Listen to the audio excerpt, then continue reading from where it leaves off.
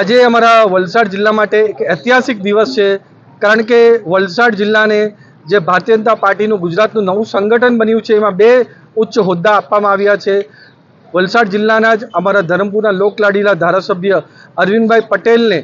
આપણા ગુજરાત ભારતીય જનતા પાર્ટીના ઉપાધ્યક્ષ બનાવવામાં આવ્યા છે, અને સાથે સાથે વલસાડ નગરપાલિકાના માજી પ્રમુખ એવા સોનલબેન સોલંકીને પણ મંત્રી પદ જેવું મહત્વનો હોદ્દો આપ્યો છે। તો આના માટે દેશના પ્રધાનમંત્રી નરેન્દ્ર મોદી સાહેબ, સાથે દેશના ગૃહમંત્રી અમિત શાહ, अध्यक्ष नितिन नवीन जी, राष्ट्रीय संगठन महामंत्री BL संतोष जी, गुजरात मुख्यमंत्री भूपेन्द्र पटेल साहेब, उप मुख्यमंत्री हर्षभाई संघवी, अपना गुजरात भारतीय जनता पार्टी प्रमुख जगदीशभाई विश्वकर्मा और साथ संगठन महामंत्री रत्नाकरजी ने खूब खूब धन्यवाद आपवा मांगू छूं कि वलसाड जिल्ला ने आटलू सारू प्रतिनिधित्व तमे आप्युं एना माटे खूब खूब धन्यवाद। साथ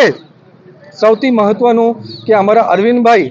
લોકલાડીલા ધારાસભ્ય ધરમપુરના, જે ધરમપુરમાં વર્ષો સુધી બધા જ સમાજો માટે કામ કર્યું છે, દક્ષિણ ગુજરાતમાં પણ આદિવાસી સમાજને બધાને સાથે લઈને ચાલ્યા છે અને ધરમપુરની કાયાપલટ કરી છે। એમની કાર્યક્ષમતા જોઈને, સંગઠનને સરકારની વચ્ચે જે તાલમેલ છે એ જોઈને પૂરા ગુજરાતમાં ઉપાધ્યક્ષ જેવું મોટું પદ આપ્યું છે, એના માટે ભારતીય જનતા પાર્ટીને હું ખૂબ ખૂબ પાછો ધન્યવાદ કહેવા માગું છું। અને અમને 100% ખાતરી છે કે ભારતીય જનતા પાર્ટી હજુ મજબૂતાઈથી ઉપર આવશે, અને જે મોદી સાહેબ વિકસિત ભારતનું સંકલ્પ લઈને ચાલ્યા છે એ અમે બધા સાથે મળીને આનું સંકલ્પનું સાકાર કરવાના છે, અને ગુજરાત ઉત્તર પ્રગતિ કરે અને આવનારી તાલુકા પંચાયત ઇલેક્શન, જિલ્લા પંચાયત ઇલેક્શન 2027માં પણ ભારતીય જનતા પાર્ટીનો ભગવો હજુ ઊંચાથી લહેરાય, એના માટે બધા સાથે મળીને કામ કરશે।